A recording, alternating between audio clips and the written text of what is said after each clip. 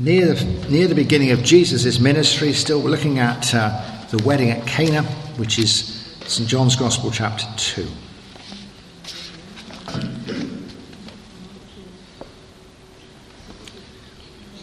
Two days later, there was a wedding in the town of Cana in Galilee. Jesus' mother was there, and Jesus and his disciples had also been invited to the wedding. When the wine had given out, Jesus' mother said to him, "They have no wine left." "You must not tell me what to do," Jesus replied. "My time has not yet come." Jesus' mother then told his servants, "Do whatever he tells you." The Jews have rules about ritual washing, and for this purpose 6 stone water jars were there, each one large enough to hold about 100 litres. Jesus said to the servants, "Fill these jars with water." They filled them to the brim. And then he told them, "Now draw some water out and take it to the man in charge of the feast." They took him the water, which now had turned into wine, and he tasted it. He did not know where the wine had come from, but of course the servants who had drawn out the water knew. So he called the bridegroom and said to him, "Everyone else serves the best wine first, and after the guests have had plenty to drink, he serves the ordinary wine. But you have kept the best wine until now." Jesus performed this first miracle in Cana in Galilee. There he revealed his glory, and his disciples believed in him. You'll all know this story well. It's a great cryptic story. It's a great wedding. Wedding feasts in the Middle East are big, can go on for days, and lots of festivities, religious ceremonies, social ceremonies, and feasting and wine, great expense, absolute disaster. Not just that there's no wine, but loss of face and all that sort of thing. And Jesus saves the day.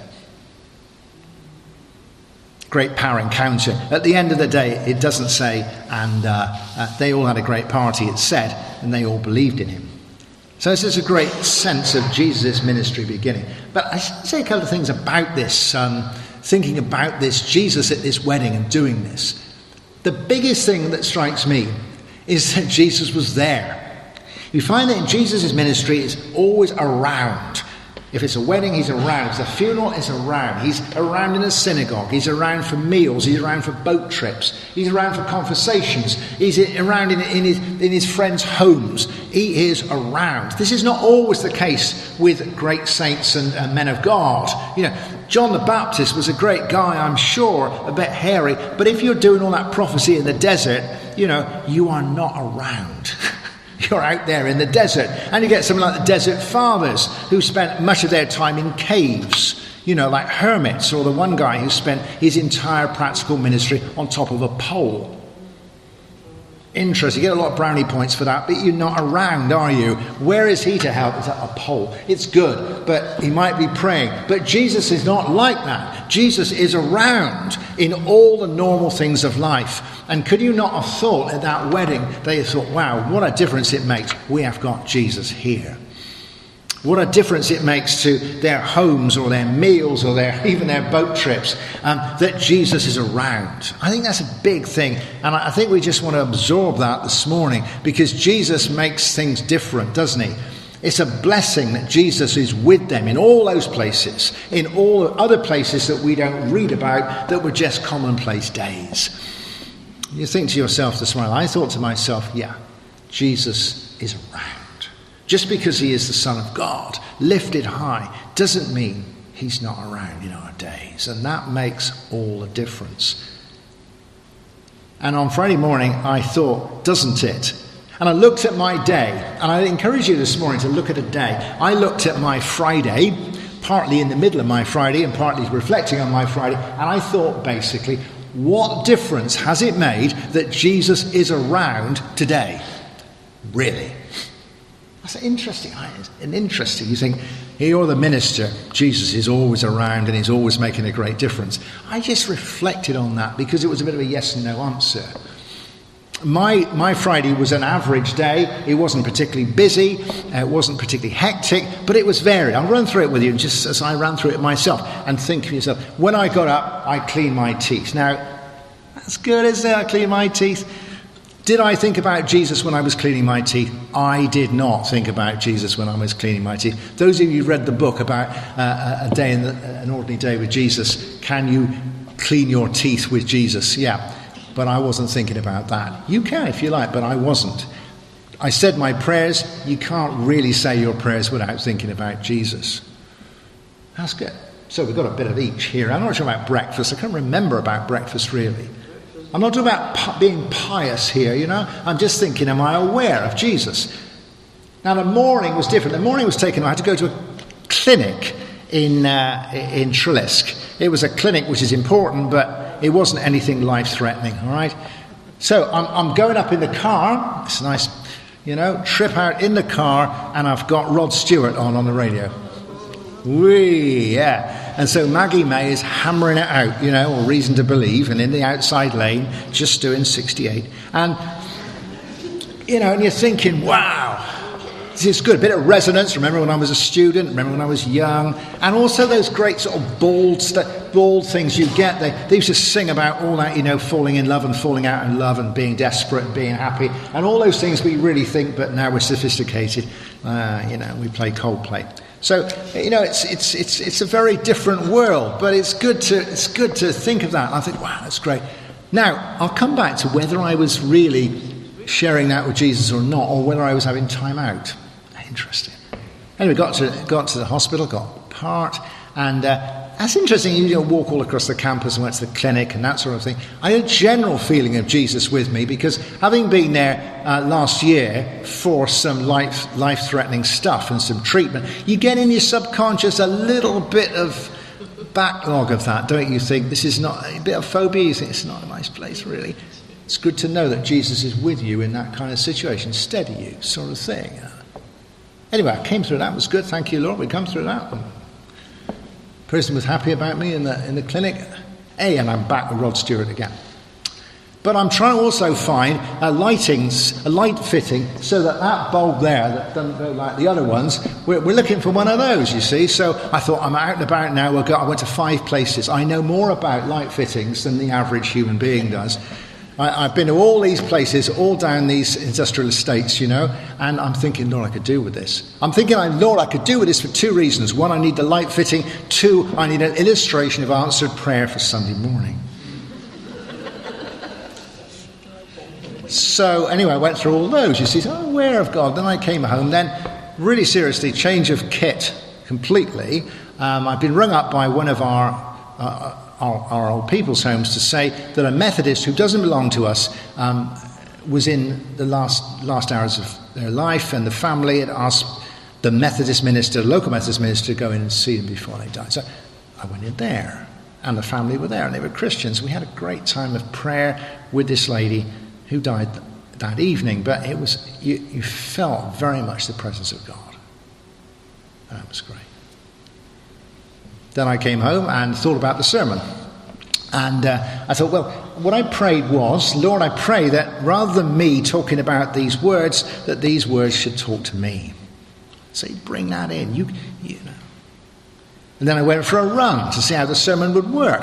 And again, it's good to run, and it's good. You're not always thinking about Jesus when you're running up Paul Hill. But when you're on the top, and it's that grey evening with a marvellous sort of dark trees against the sky, you can think out beyond Sheffield there, this is a great evening, Lord. And it's a great thing, faced with the wonders of nature, to think, I've got somebody to give thanks to. So that makes such a difference, doesn't it? And so on. You don't want to hear about my supper and watching Suits before I went to bed. Anyway, all those sort of things, that was the sort of day, and I thought, that's quite good. You might think about how you reflect on Jesus and the ins and outs of it. But I also think I could improve. There were times that I didn't. It says, doesn't it, in Isaiah 26:3, you will keep him in perfect peace, whose mind is stayed on you. Whose mind is stayed on you. You don't have to be a religious fanatic who's always humming Jesus songs all day. But that sense of presence does make a huge difference. And we could do better. I just come back to Rod Stewart in the car. This kind of thing, it could be different for you. It could be classical music. It could be something else. It could be some great hobby you're into, or something you go to, or some great view, or whatever it is. It's interesting that sometimes it is great and it overtakes us and we have time out. And you say, what does that matter? Well, the picture I got was a picture of a duvet. You've got to be careful with this picture. But anyway, think about a picture of a duvet, all right? Big bed. We've got a big bed at home. Nice duvet. I'm lying under the duvet. You can do a lot of things under a duvet.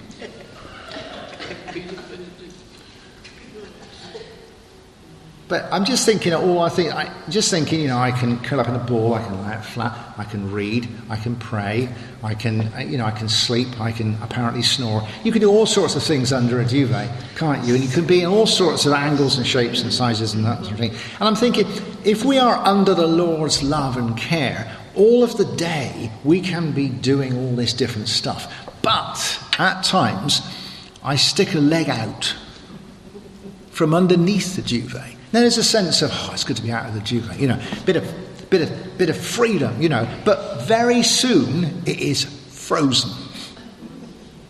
And so it's different. It's not something else I'm doing under the duvet. It's something I'm doing outside the duvet. I just think, I could be like that with Rod Stewart, I don't need you at the moment, Lord, I got Rod Stewart. I'm away, but I'm not being silly about that. But some things you'll think, we lost ourselves in this. So perhaps it's worth saying, do I stay under the Lord's or the Lord's wing, as it says, or do I occasionally just push out somewhere for a bit of something else? He is with us all the time, and if we do everything with a sense of his presence, then as with that wedding, it will make it so much better. It will change it. It will be like a light. Like when the lights go on or the sun comes out on a grey day, he transforms it in an interesting way with that strong love that he has. And we think then, I'm glad. I don't want to be anywhere else.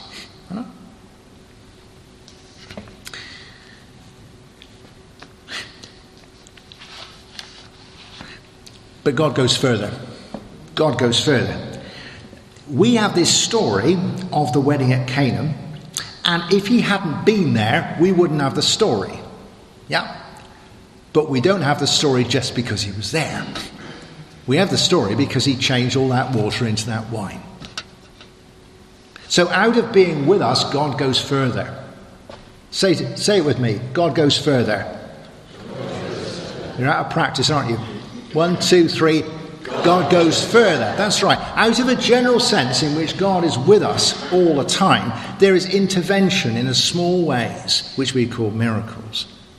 We do not read that they said, we were so blessed at our wedding, Jesus was there, made all the difference. Mind, the wine ran out, but it didn't matter. You don't read that. It's not happened. They would have said, you will not believe this. We had an amazing wedding. Jesus was there and made all this new wine. So out of blessing comes intervention in small ways. When Peter's mother-in-law was ill, Jesus does not go back, we read, to their house, and they say, mother-in-law's ill upstairs in bed and can't get supper. And Jesus says, never mind, leave her to get better and rest. I will serve you, I will go into the kitchen, and I will make supper. That would have been a great thing to do. But he doesn't. He said, I'll go up there and heal her. Then she can make supper. So there's a sense in which if we think of Jesus' presence at the wedding or today, right, a bit like a light that illuminates everything in our lives, like a light coming on in a room which is full of furniture, which we see in a new way, and it's bright and colourful, and we can navigate through. You see, the miracle is that not the light goes on, but Jesus moves the furniture. It's not that our spirituality illuminates a day which is exactly the same as it would have been, but feels different. is that where is needed, there are interventions which change the furniture. His presence and some intervention. And sometimes we cry out to him and call for help, and he will help. And sometimes he does it of his own free will. Clearly in our passage we've got some classic warnings here. Woman, don't tell me what to do. There's no sort of simplistic business, oh God, do this, do this, do this. We know about that. We have to be careful about that, and triumphalism. And there's also the business that they have to fill the water and take it to the man. We know that we have, and many other people in the New Testament, need to receive what God is doing. But this is over-preached. This is preached so much that you feel that unless you're doing it all, he's not going to do anything. That in fact, unless it's all about the water and all this, I tell you, it doesn't matter what they did without the miracle. They could have poured the water out, taken it to the man at the high table, and we would have got the top table being served with foot washing water. It's not just what we do. At the heart of it, there is a miracle, there's a change. There are little things that happen. I don't have any dramatic things like that, but I think I told you a couple of years ago, well, it's 18 months ago now, when I'm to go for treatment to Trelisk every day for weeks. They give you a special parking ticket, but there's only about 12 parking spaces. In the whole time we were going up, there was only one day when there wasn't a parking space in those 12 parking spaces. And you think, well, that's a statistically interesting thing, isn't it? Or is it the fact that the Lord is not just blessing you on your journey, but in this case finding you a parking space? It changes the furniture, doesn't it? Deals with a problem. When I was walking across the hospital, I was a little bit thinking about, how are you, how are your health, this sort of thing. Last Sunday night at Open to God, those of you who are here, we were talking about the idea of casting all your cares on the Lord was a bit like throwing your rubbish over into the skip at the St. Earth's recycling place, over the top into the skip. What a great thing. Cast all your cares on the Lord, I said. And I was thinking that morning, I'm a bit worried about what about how am I feeling, how's it going?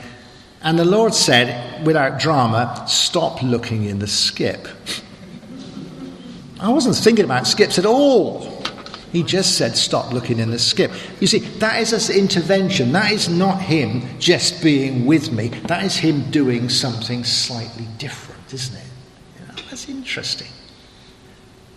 Yesterday at lunchtime, we were in Archie Brown's having a bit of lunch. It was very nice, very crowded, Very nice lady comes in. I've never seen her before. Jane knew her, and she said, oh, hi. And I said, who is that? She said, she's a lady who does folk singing, and we're going to hear we're going to hear her in a concert. And I remember that was going to happen. There was no room to sit down, so the lady left. So that was the end of it. And I said, so when is the concert? And Jane said, oh my gosh, it's tonight. Now, what is the chance of that? I think, thank you, Lord, that this lady comes unannounced herself, reminds us that it is tonight, and goes out again. So out of the basis of the law is around, there is this sense at which he meets our needs, and little things or big things are changed. And it's very interesting. And yet, all that praying and all that going around those warehouses, I did not find a light fitting. Don't tell me what to do, it says here, all right. It's a very mixed economy. So God blesses us in very interesting. Let's just finish. Just saying, though, one more thing about this. When he makes this wine, it is not plonk. It is not $4.99 at Tesco, right? This is good stuff. And they are astonished. He says, usually we have good wine and they're feeling better and they don't notice when the wine's not so good later on. This is amazing wine, and there's gallons and gallons and gallons of it. Eat your heart out, Methodists, Because he likes parties and he likes celebrations. He does bigger and better. Yeah? I mean, in Revelation 19, it talks very much about the great banquet. And there's many pictures in the New Testament and the Old Testament of the banquet of the kingdom of heaven. It's like a banquet with great festivities and dancing and singing. That is the picture that we are given again and again about how God feels about the kingdom and what it's doing. And so this is not a way, how much wine do you need to get by, you know? He doesn't just deal with problems. I'm sitting in the waiting room in this clinic, and every notice in that waiting room said no. Do not use the lift when there's a fire. Do not put anything there. Do not put mail into this box. Do not smoke. Do not run. Do not everything. I know why it is, but it's, don't do anything really. You sometimes think that Christianity is like that, isn't it? Don't do this, don't do that, don't do that, don't do that. Hey, let's have a party with a lot of wine. Interesting. And so I would encourage you this morning that Jesus will reach in from being around, not just to deal with your problems, but actually to do better than you would have done in the first place. So, for instance, I'm thinking about Rod Stewart to finish with. I'm coming back and you feel, well, Jesus is in the car. How do you feel about Rod, Jesus? And he says, turn it up. But also more profoundly, when we get on to sailing, we are sailing, for me and my generation, that means the lads coming back from the Falklands and coming up into Portsmouth Harbour on the carriers, and they're coming safely home. And you think, yeah, and I am safe with Jesus. It was so much better than just singing a song, And it's like the sunset, not the sunset, that dusk. I think Last Light is so good, isn't it? Seen so many last lights in my life. And you think the greyness and the black trees, and that's great. And you say, thank you, Lord, for that. And then, in that 5 minutes before dark, he produces one of those sunsets, which is about an inch across, a brilliant red. It's almost as to say, well, actually, we can do better than that.